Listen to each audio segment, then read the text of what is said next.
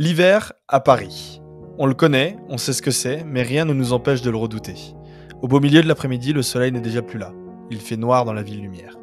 L'envie frénétique que tu éprouvais d'aller faire des after-work a doucement laissé place aux soirées plaides et bouillottes. Entre les routes et les travaux, entre les doutes et le chaos, t'es là, aéré, ne sachant pas à quoi te raccrocher.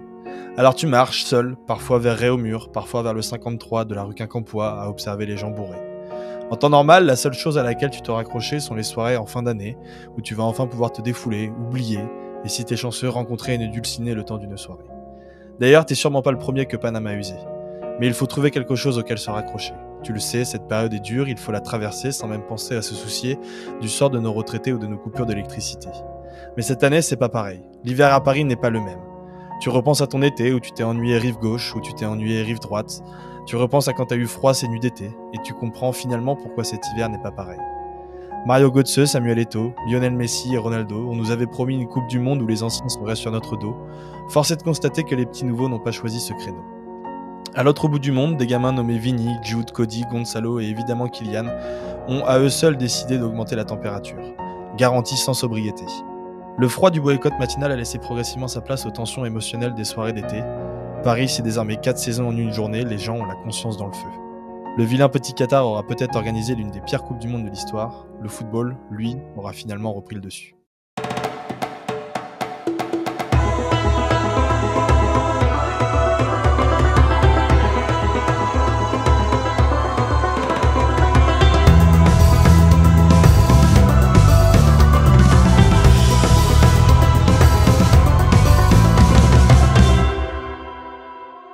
Bonjour, salut à tous, j'espère que vous allez bien, bienvenue dans notre nouvelle émission quotidienne de 11e art spéciale pour la Coupe du Monde. 2 matchs aujourd'hui nous attendent et pas des moindres puisque c'est le début des quarts de finale aujourd'hui avec 2 matchs on ne peut plus alléchants. Un premier match Brésil-Croatie pendant lesquels les coéquipiers de Neymar tenteront de décrocher enfin une demi-finale puisque ça fait longtemps qu'on les attend. Et un deuxième match Pays-Bas-Argentine où évidemment Tom a décidé de nous faire une chronique des plus longues. Et justement, voilà, j'ai déjà un petit peu spoilé mon introduction, mais voilà, il a fait la connerie de demander à Alex de l'aide pour finir son mémoire. Maintenant, il se retrouve à écouter des archives de 14-18. Comment ça va, Tom? Ça avance ce petit mémoire ou pas? Ouais, ça avance. C'est moins historique que ma chronique, mais ça avance petit à petit. J'ai l'impression de faire que de la lecture toute la journée. Et de temps en temps, je sors pour lire l'équipe. Enfin, l'acheter. Et quand même le lire. Mais Ok. je fais quand même la lecture, quoi. Bon, il faut prévenir quand même que Tom, c'était 2 dernières émissions ce soir et demain, ce qui nous arrange bien parce que si la France élimine l'Angleterre, on pourra évidemment te chambrer pendant toutes les émissions restantes. Et puis si on se fait éliminer, tu seras plus là pour nous casser les couilles. Donc ça nous arrange bien. Je ferai de mon mieux pour revenir. Je t'inquiète pas, je reviens toujours. Très bien. Notre second chroniqueur du jour, évidemment, sa daronne a refusé de le vacciner à sa naissance l'an dernier. Il se retrouve donc avec des anticorps pas tout à fait rodés. Comment ça va, Zach? Écoute, ça va, ça ira encore mieux après le match de samedi pour bien humilier Tom Abadi chaque jour. Et juste, Val, si tu avais envie d'apparaître sur l'album de Dinos, il y avait qu'à demander parce que là, il met ton intro en bonus track, direct. Bah ouais, je sais, j'ai essayé de gratter le featuring, mais il a pas voulu, donc je force un petit peu le destin en Faut espérant demander à que ça Thomas. Il peut arranger ça, ce genre de Ouais, choses. Thomas, voilà, je vais faire jouer un petit peu les connexions, ouais. Je vais faire jouer un petit peu les connexions, vous avez raison. Bon les gars, je vous propose qu'on rentre directement dans le vif du sujet. Évidemment, pas de retour sur les matchs d'hier parce que Il y avait pas de on s'est match. fait chier on s'est fait chier toute la journée hier. Donc, bref, rentrons dans nos matchs du jour de la Coupe du Monde. Revenons un petit peu à des sujets plus joyeux et plus footballistiques. Et on va commencer, alors pas directement sur les matchs du jour, mais on va commencer avec notre chronique récurrente de Thibaut Leplat, qui lui a décidé de revenir sur l'épopée espagnole.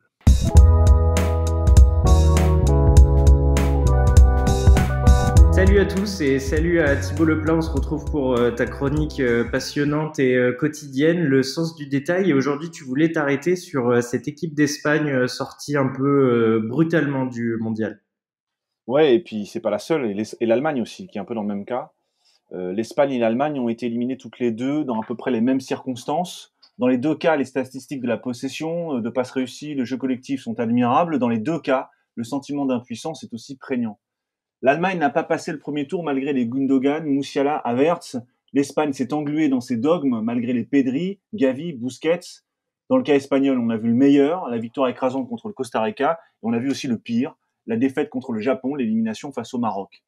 Les vainqueurs des Coupes du Monde 2010 et 2014 ne partagent donc pas seulement un même destin sportif, ils ont aussi en commun l'idée d'une philosophie fondée sur le jeu de position pensé à partir de la possession du ballon. Deux nations réputées pour leur jeu individualiste jusque dans les années 2000 sont devenues les représentants du football collectiviste.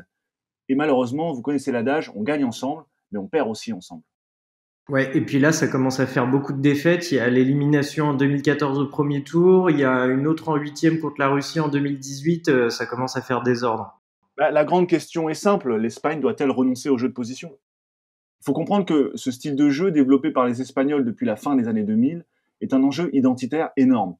Jusqu'en 2006, l'équipe était aux mains des identités locales. On était andalou avant d'être espagnol, on était catalan avant d'être unioniste.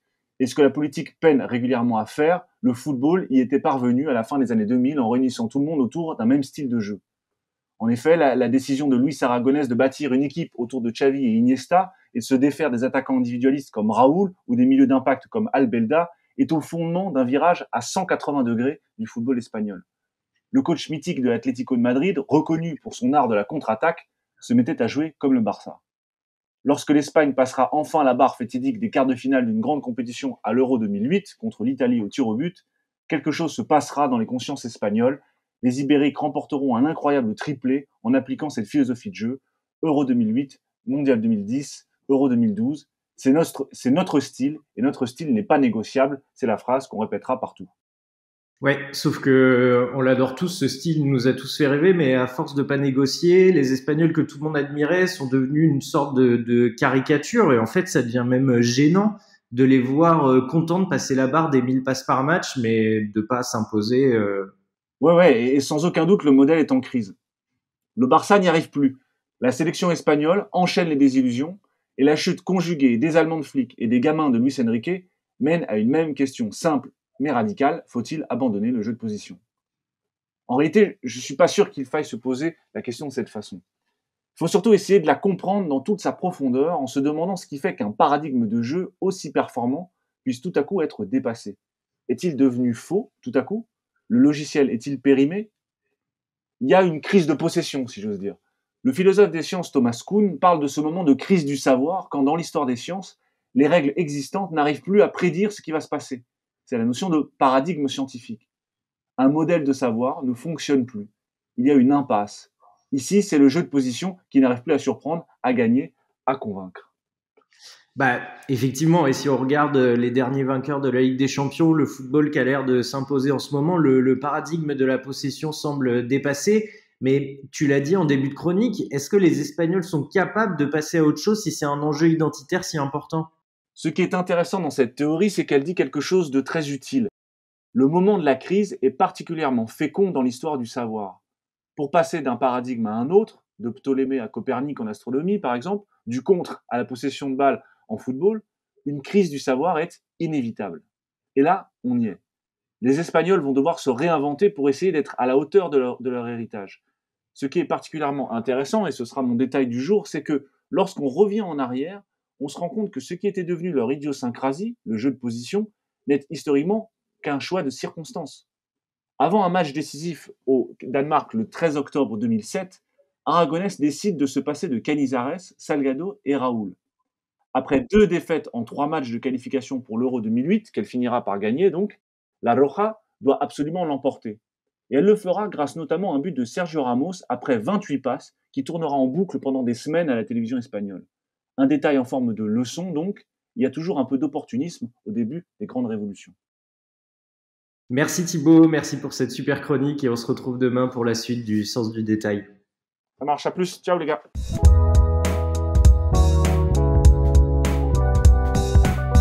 Merci à Thibaut d'avoir encore été avec nous.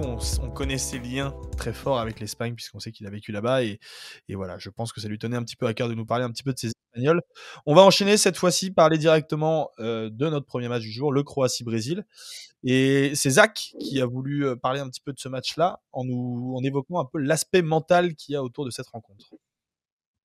Écoute, c'est ça. J'ai décidé de me focaliser sur cet alléchant Brésil-Croatie. Un match qui va malheureusement laisser notre cher Tom Abadi indifférent, puisqu'il s'agit des 2 seules nationalités dans la compétition qu'il ne possède pas. Sur le papier, on peut penser que le Brésil va humilier les Croates, que ce soit avec leur dribble, un score élevé et bien sûr leur danse, aussi intrigante et chaloupée que celle de Val en soirée. De mon côté, j'ai tendance à penser que ce match va surtout se jouer au mental, et plusieurs éléments ont tendance à le confirmer. Zlatko Dalic placera sûrement cet argument au cœur de son discours d'avant-match. En même temps, son équipe sait s'y prendre dans les situations où la tête prend le dessus sur les jambes. On a pu le voir lors du match contre le Japon, avec une séance de tir au but très bien gérée, et qui vient s'inscrire dans une étonnante série. Les 4 dernières qualifications de la Croatie pour le tour suivant en phase finale de Coupe du Monde se sont faites après prolongation. On se rappelle en effet que pour atteindre la finale face à la France en 2018, les Croates s'étaient défaits du Danemark et de la Russie au tir au but, et de l'Angleterre au bout de 120 minutes. Un nul au bout du temps additionnel ce vendredi pourrait donc donner un grand motif d'espoir aux rouges et blancs, qui pour l'anecdote ont franchi le cap des quarts de finale les 2 fois où ils l'ont atteint, en 1998 et donc en 2018. Luka Modric semble lui presque espérer ce scénario si on se fie à ses propos d'hier. On a prouvé notre force mentale en 8e de finale contre le Japon. Ce dernier match nous a donné de la confiance, on peut le refaire et on est préparé à une nouvelle séance de tir au but. Un aspect mental sur lequel s'appuyer pour les Croates, d'autant plus que sur le terrain, on n'a pas de réelle garantie pour le moment. Les matchs de poule et le 8e de finale laissent l'impression d'une équipe bien en place, rigoureuse, mais en manque de créativité et d'efficacité, un peu à l'image des Suisses en phase de poule, qui ont finalement totalement craqué face au Portugal. Côté brésilien, c'est plutôt l'inverse. Hormis le match anecdotique face au Cameroun, l'équipe de Tite peut s'appuyer sur des individualités performantes et un football de plus en plus resplendissant, à l'image de la première mi-temps face à la Corée du Sud. Pas de doute donc sur le talent individuel et collectif, mais est-ce vraiment suffisant ? Si la machine semble tourner à plein régime, certains dysfonctionnements pourraient en effet survenir. Sur le terrain, je pense notamment aux latéraux, Militao et Danilo, qui n'évoluent pas à leur poste, ou à un milieu trop offensif qui pourrait déséquilibrer le bloc lors des attaques croates. Ces potentiels points faibles paraissent presque anecdotiques tant la Seleção a maîtrisé sa Coupe du Monde pour le moment. La réelle incertitude est plutôt sur l'aspect mental de cette équipe. Des défaillances mentales ont en effet pu être aperçues ces dernières années dans les moments décisifs. Une finale de Copa América perdue à domicile contre l'Argentine l'année dernière, l'élimination en quart en 2018 contre la Belgique, après avoir pourtant largement dominé le match, ou pour remonter plus loin, le traumatisme de 2014. Depuis leur victoire en 2002, les Brésiliens ont d'ailleurs été éliminés 5 fois en phase finale par des équipes européennes, dont 3 en quart de finale. Des déceptions qui ne semblent pas atteindre la confiance des Brésiliens, qui semblent promis à la victoire finale avec un contexte particulier et symbolique cette année, un peu comme la France en 2018. 20 ans après avoir soulevé sa dernière Coupe du Monde, le Brésil a endossé volontiers le statut de favori, sûr de ses forces en présence, et cette confiance se voit au cours des matchs avec des joueurs heureux, accompagnés par un public grandement en leur faveur. La dégradation de l'état de santé de Pelé vient sans nul doute ajouter une dose de motivation supplémentaire à l'équipe, et à un Neymar qui sait que s'il veut gagner la Coupe du Monde en tant que leader de la Seleção, c'est maintenant ou jamais. Cette affiche promet donc une opposition de style entre un Brésil supérieur footballistiquement parlant et une Croatie forte mentalement, préparée à faire douter son adversaire. Attention donc pour le Brésil à bien finir cette rencontre en 90 minutes. Eh ben merci Zach. J'ai réalisé un truc assez fou pendant que tu étais en train de faire ta chronique, c'est que la dernière fois donc que la Croatie a gagné un match en 90 minutes à la Coupe du Monde, vous n'étiez pas nés. Ni l'un ni l'autre. Waouh. Ok. Non, effectivement, je suis d'octobre 98, donc ouais. Voilà. Voilà. Bon bah on pense à Davor Schuker. Toi t'étais né Zach ? Ah non du tout, moi je Bah suis non, né 2 pas ans trop. après. Ah non du tout. Toi t'es... Ah ouais, j'ai... Wilton, il est pas connu non plus. Qui est-ce ? Je connais pas Très bien. Wilton. Non, il connaît personne. Les gars, un petit prono sur ce match-là. On a un petit peu plus de temps aujourd'hui puisque bon, c'est les quarts de finale. On va prendre un petit peu de temps pour nous. Un petit prono rapide sur ce match-là. Vous voyez la Croatie s'en sortir ou pas du tout ? Bah écoute, moi dans la continuité de ma chronique, je pense que la Croatie mentalement peut poser problème aux Brésiliens et vraiment les accrocher.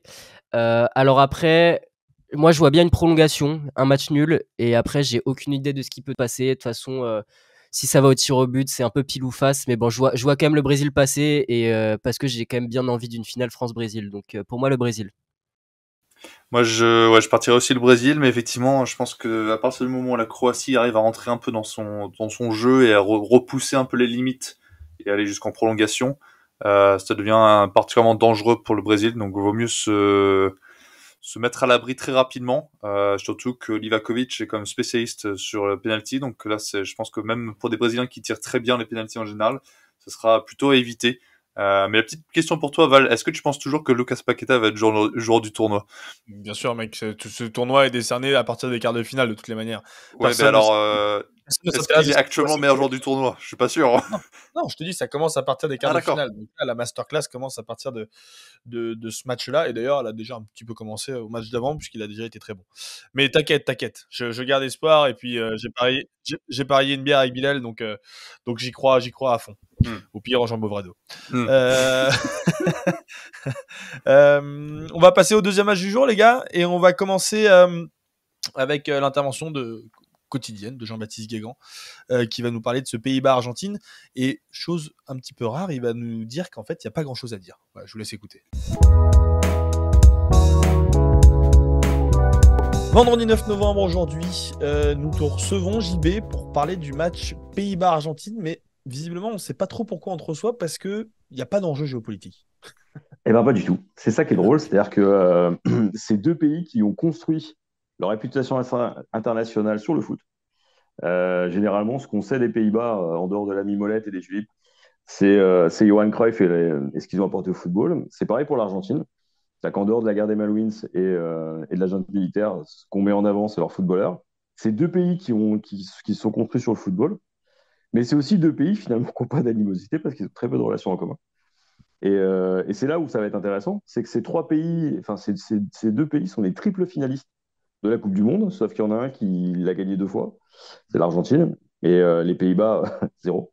Donc ça va être intéressant parce que la dernière fois qu'ils se sont rencontrés, ça a donné un match de fou furieux. C'était en France, si je dis pas de bêtises, en 98. Ouais. Avec cette superbe ouverture de Bergkamp, l'homme qui prend jamais l'avion, qui là fait un contrôle de mammouth, un truc que tu vois jamais dans l'histoire du jeu, et qui marque un but incroyable, face à une Argentine qui est probablement l'une des plus fortes de l'histoire. Ça va être un match qui va être incroyable à suivre, parce qu'on a, en parlant de fou furieux, Van Gaal sur le banc des Pays-Bas. Et ça va être très, très intéressant de voir ce que Van Gaal va être capable de réserver comme sort à Messi. Bah ouais, surtout qu'il a déjà déclaré officiellement qu'il faisait partie des favoris pour être champion du monde. Et on sait que Messi a quand même un petit objectif derrière la tête, Personnel. personnel, de finir un peu en beauté sa carrière. Donc ouais, ça va être intéressant de voir ça. Ouais, surtout que Van Gaal peut littéralement mettre fin à la carrière de Messi. Ouais. Et quand on voit la qualité de jeu quasi inexistante des Pays-Bas sur le dernier match, ils sont d'un froid réalisme et ils sont capables littéralement de profiter des erreurs et des failles justement argentines. Après, on espère juste avoir un match d'anthologie comme à chaque fois qu'ils se rencontrent. C'est ça qui va être intéressant. Bien sûr. Et on espère évidemment une immense performance de Memphis Depay. Memphis qui? Je connais pas Memphis. C'est qui? C'est Et le troisième un remplaçant videur. de Barcelone, là, je sais pas si tu vois. Un petit joueur Ah, le sympa. videur de boîte de nuit, tu veux dire? Le meilleur Non, pote l'ambianceur de boîte de nuit. le pote de Braithwaite. C'est-à-dire le mec Ouais. est sur le banc à côté de Braithwaite. Voilà. Ah, ok, ouais, je vois.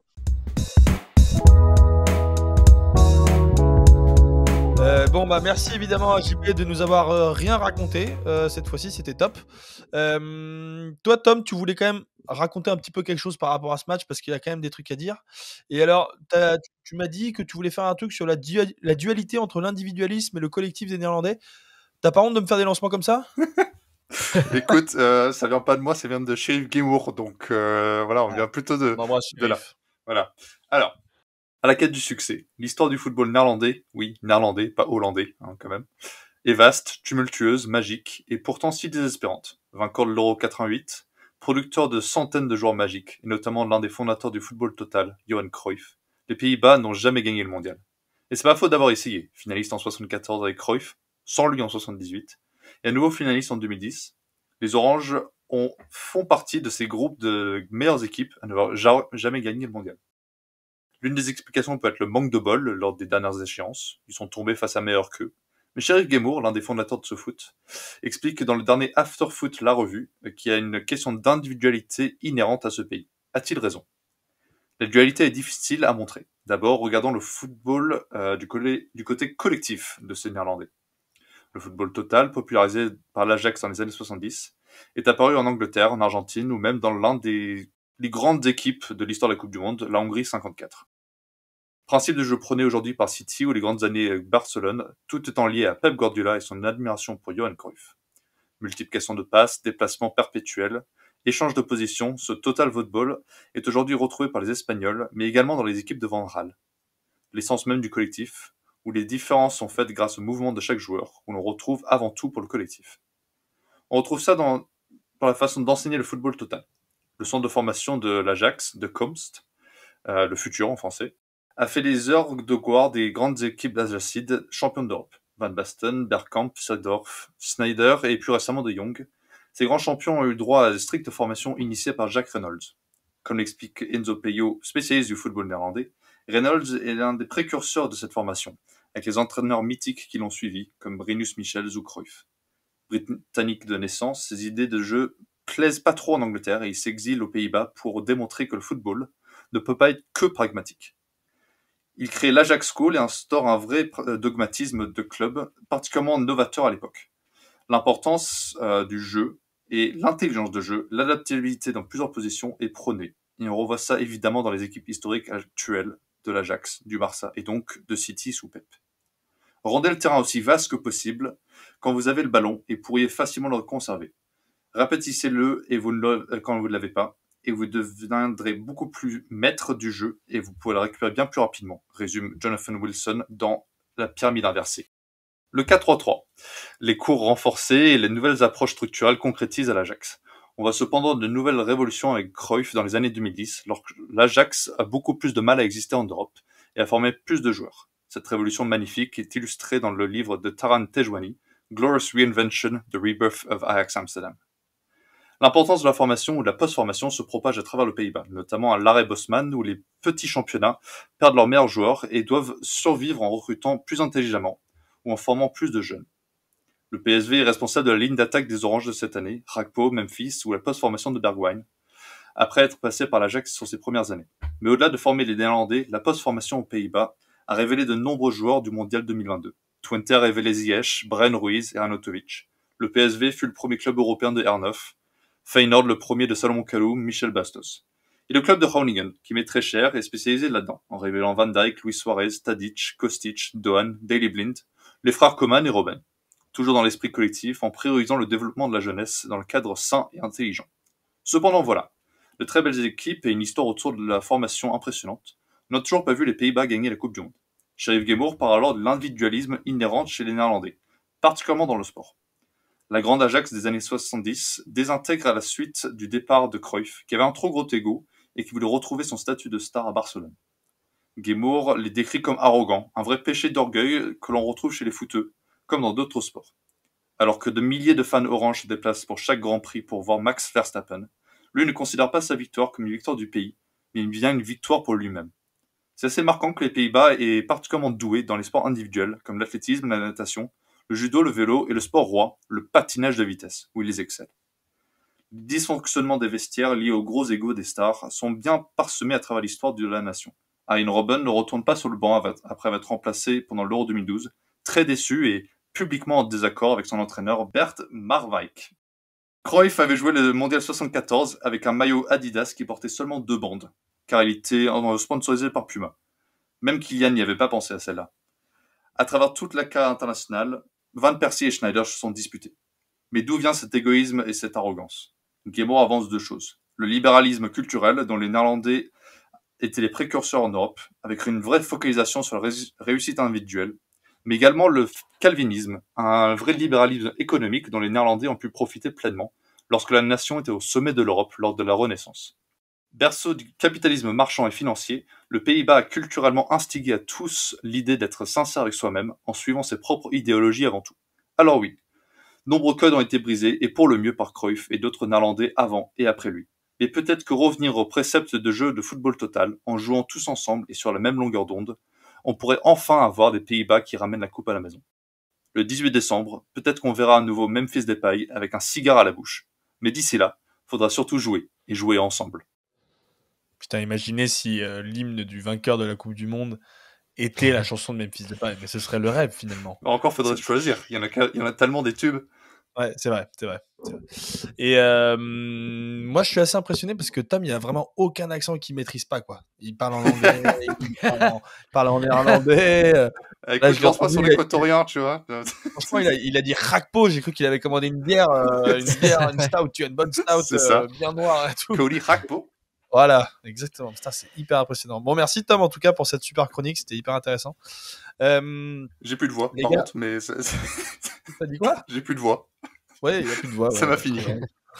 C'est ça de faire des chroniques longues. hein. Bah ouais, on dirait l'endurance de Zach à son âge, c'est dingue.